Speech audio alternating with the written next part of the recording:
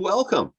I'm Ron Baker. I'm the director of the Canadian Small Church Ministry Center, sponsored by Small Church Connections. This is us, Canadian Churches in Action podcast. And today I am looking forward to hanging out with someone of my generation who is brilliant. I'm going to say that because you're going to be impressed with this person. I'm going to let you find out who he is in about 3 seconds. 3, 2, 1. Okay, who are you? And give us a bit of background in your ministry, working with churches and that type of thing over the years.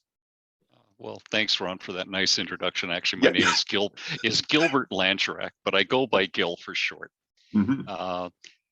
Well, my history when it comes to Christian ministry is I've been Redeemer University's finance director during its formative years in the 1980s through to the late 1990s.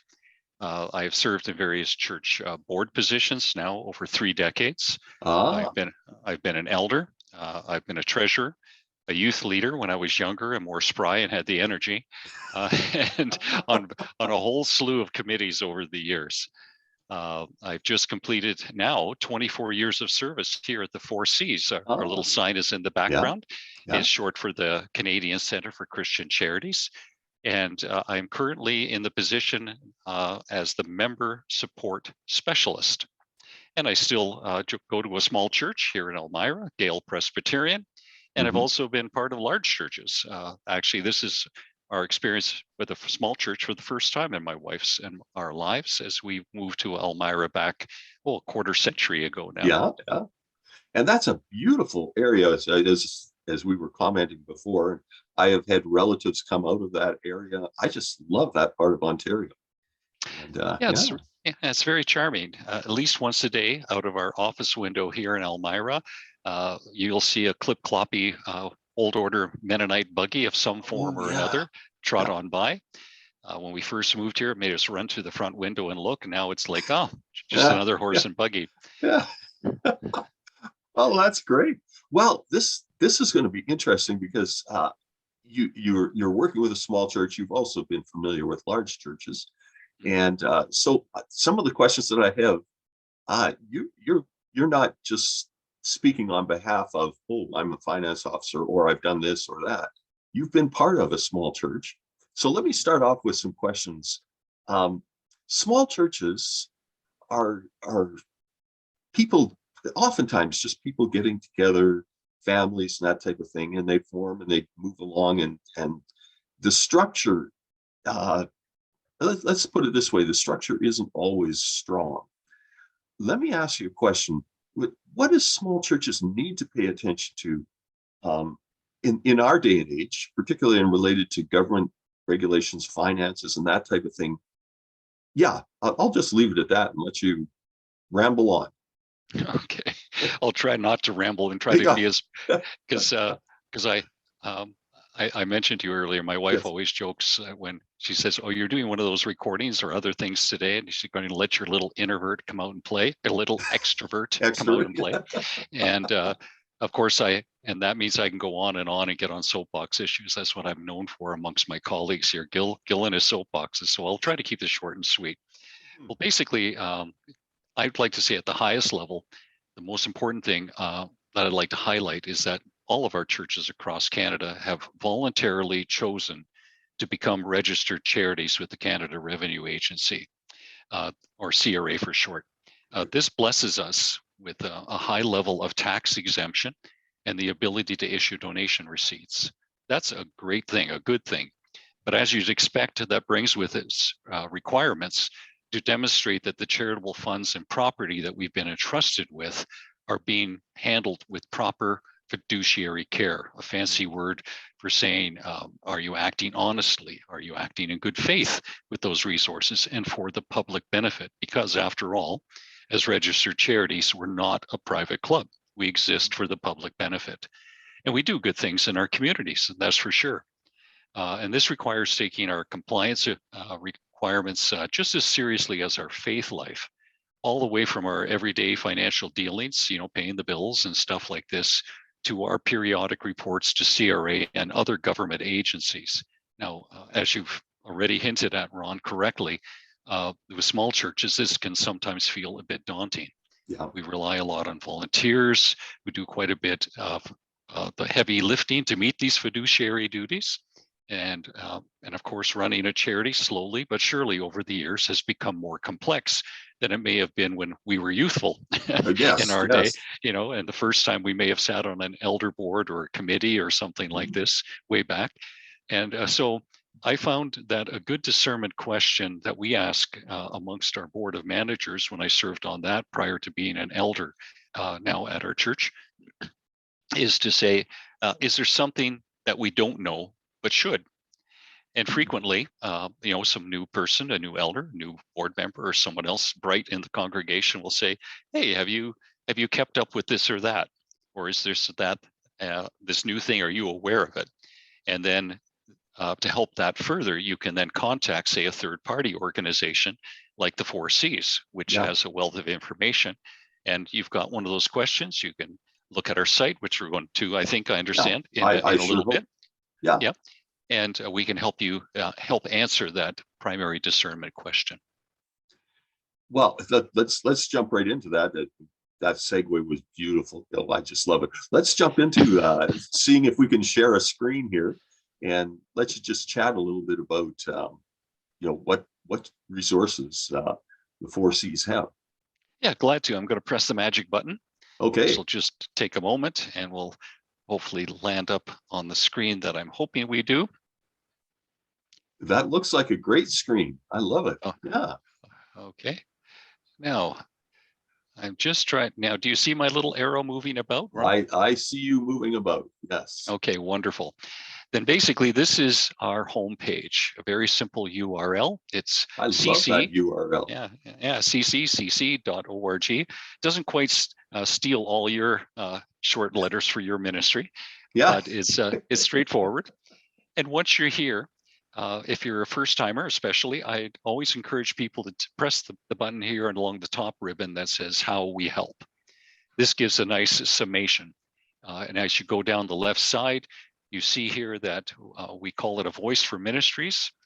There's so many things we do, but one of the more interesting things is one of my colleagues, who's a lawyer by training, has been invited by the Canada Revenue, CRA, to be part of its Technical Issues Working Group, a very high-sounding name at the Charities Directorate. Yeah, really high sound. Yeah, and it's where CRA, and bless them for this, they do reach out to the charitable sector and ask certain representatives to come. And at the moment, the 4Cs is the only religious organization that is sitting around this technical issues group. And we can give good information. We help CRA understand the nature of religious charities, churches, and parachurch ministries, and what our concerns are. And we help them with, exactly as it says, technical issues. The next item is support and guidance. And there's the member support team. I, along with 4 other colleagues of mine, make up that team. And we answer members' questions. When they get stumped, they go around and they look at our website and they go to the knowledge base, and they normally can find stuff that they need to find, 97% of the time plus. Yeah. But occasionally there's a stumper, and that's where we have human contact. So an email can be sent, a phone call can be made, and one of my colleagues and I are on phone service and email service, and we answer questions from our members, especially what I call the deep magic questions that are kind of unique for a particular situation. We also have the green, which I'm going to talk about a little bit later. I know one of your questions.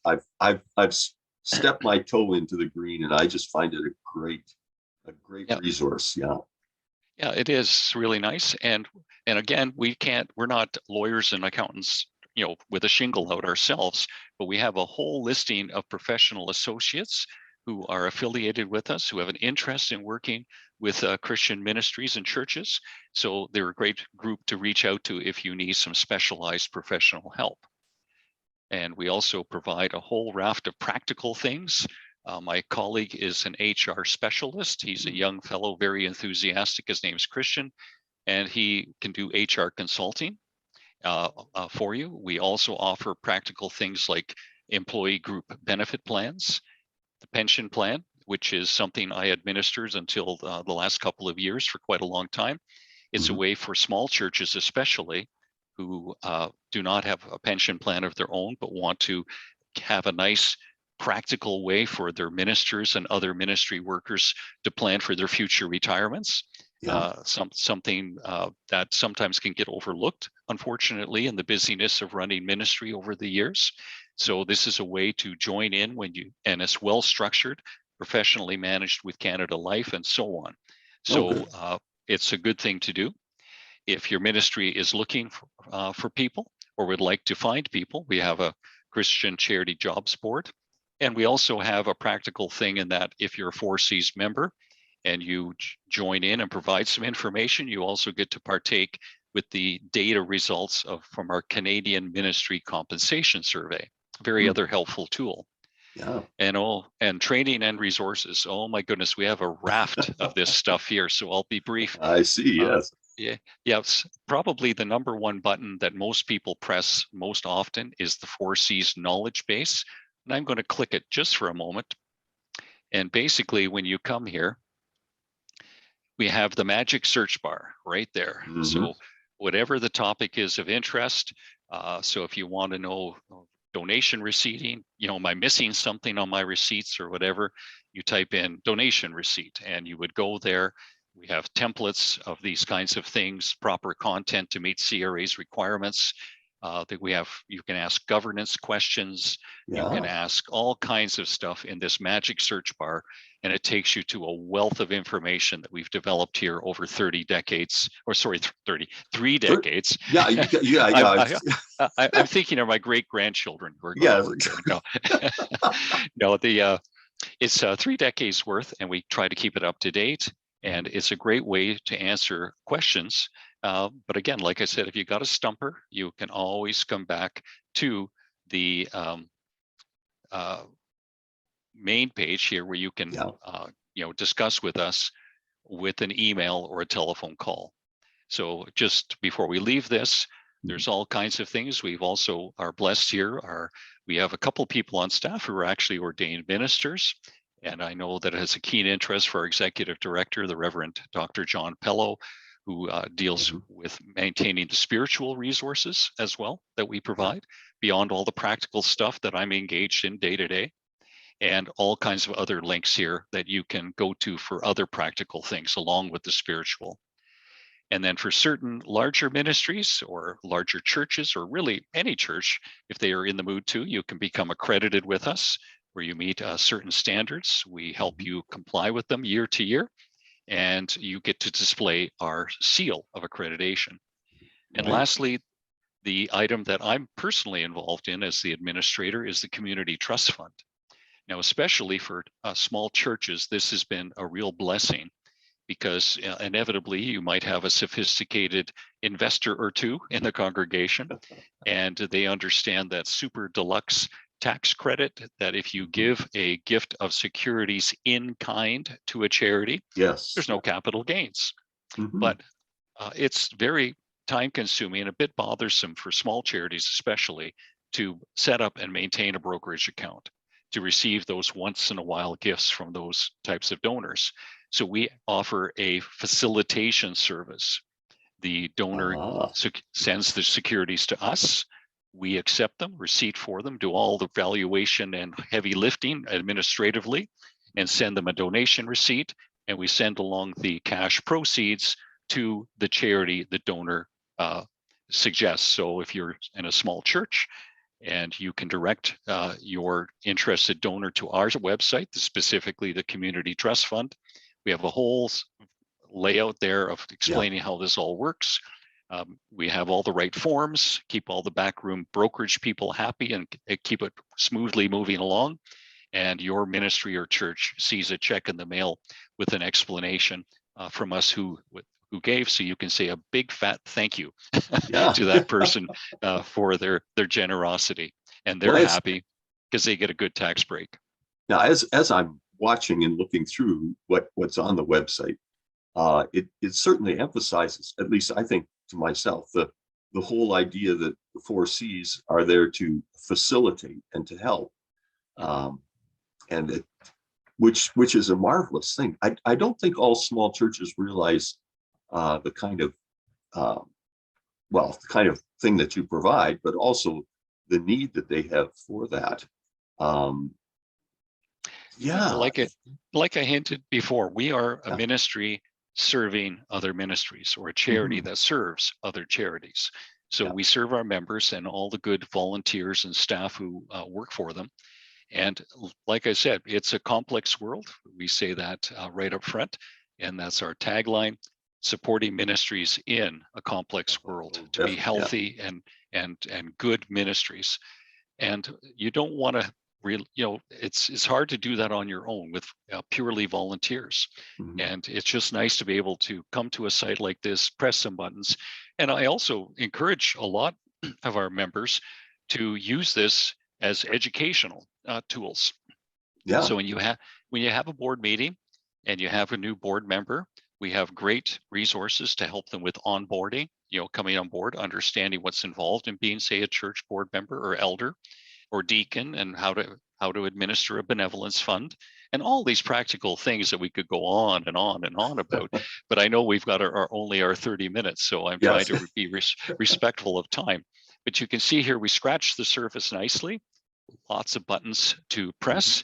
And you got to go pretty deep before you get challenged to put in your membership information. We try to Yeah. share a lot of this with the public, Yeah. uh, so that you can make good use of it. So you can certainly explore before you have to press the join us button. Yeah. Well, one area that you touched on was the green, and I'd love for you to talk just a little bit about that. As I say, I've dipped my toe into that a little bit, and there's some great resources there. And yeah, Sure. maybe you could just. Okay, so why don't we just see if we can go back to the front. And where are we here? The green. And that is there in a nutshell: connecting Christian ministries online. That's a great place for pastors, for instance, to network. Mhm. There's several ways to do this. This online community is for groups and individuals involved in Christian ministry who want to get together through regular discussion to pursue common interests and support each other over time. This is a long range thing, a good place to land. And of course, we picked the green because that's sort of the open space in a city where you can gather. Yeah. Yeah. I know it's a big thing in England. I watched Foyle's War with my wife, and they always talk about, well, we'll meet at the green. And that's the open space in little Yeah. British towns and stuff.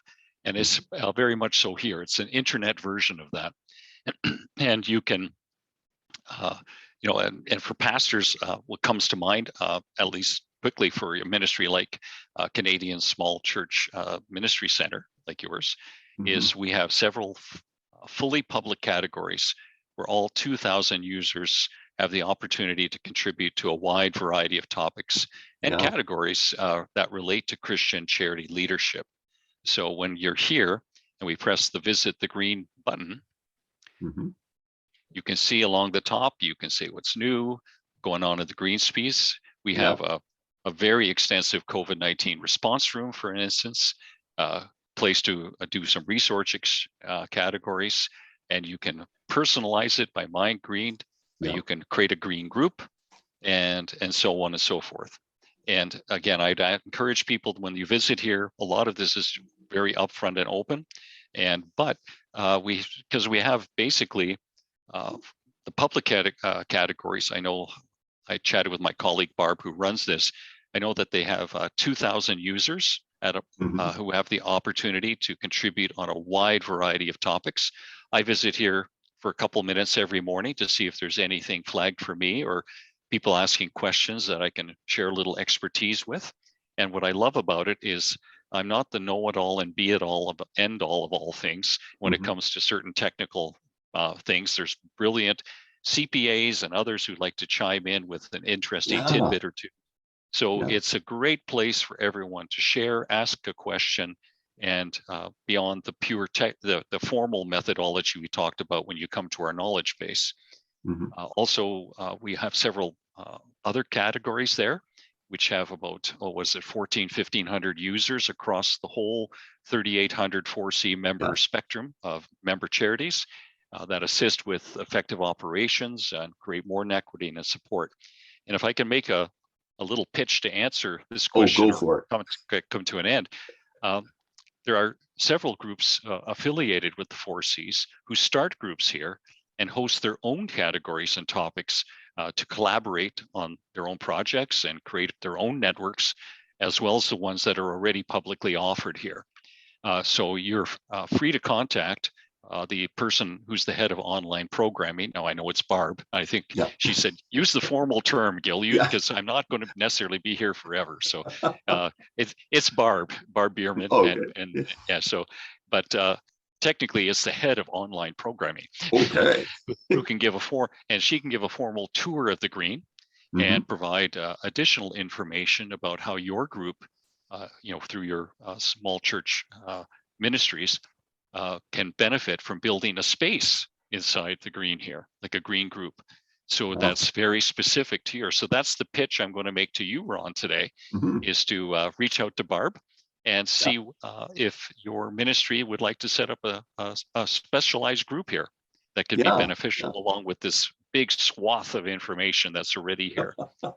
I think this is one of the places that I have enjoyed. I was in on a forum last year, and I know one's coming up again, that had a small church as one of the subsections in it, and it was very helpful.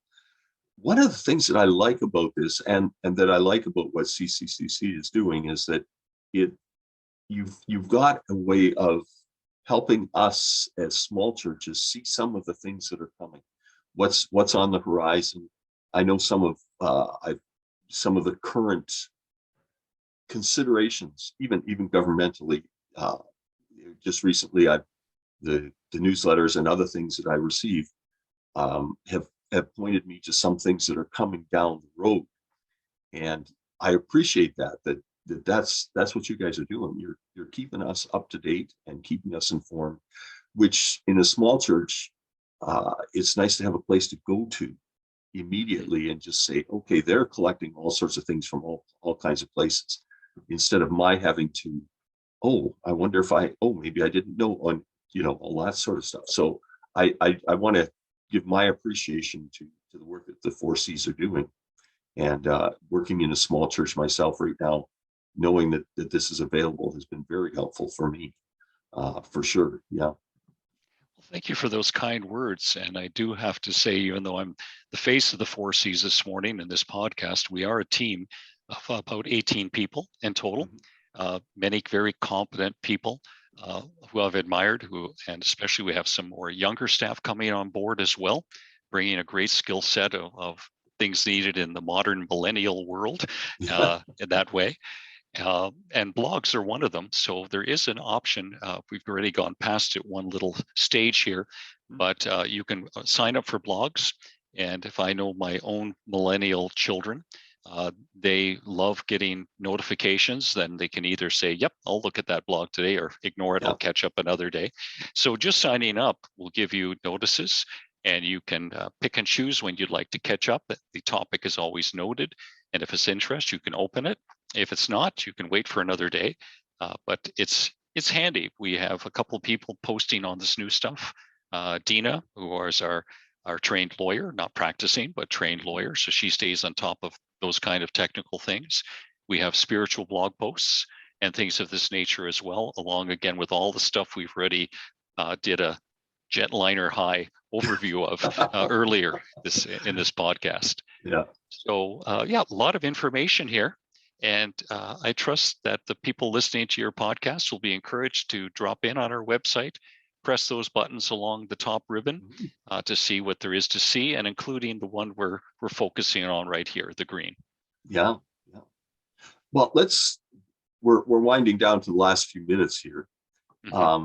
You're working in a small church, working in the sense of you're attending and involved in a small church. A new pastor comes in. We've got a new pastor coming in the very near future to the small church that I'm currently working in. What would you advise a new pastor who's going into small church ministry? What do they need to focus on, particularly from the CCCCs, the four C's area, what do they need to sort of keep their mind on, to focus on, be aware of, that maybe they, well, to be quite honest, maybe they didn't hear about in their training or other areas? Okay, well, that's a great question. And if I may, I'd like to break it up into two pieces, one with my Okay, four C's practical hat on, and one with my long-term church elder hat on. right. That And so sounds great. I'll put my spiritual hat on first, if I may. Do Because you mind if I take this out, and we'll just let you chat as there we go. there There I we am. go. I'm almost life size now. That's You cool. are. Yeah, it's amazing. Yeah, so with my spiritual hat on, uh, I think we realize that people, especially pastors and ministers, have felt a calling from the Holy Spirit.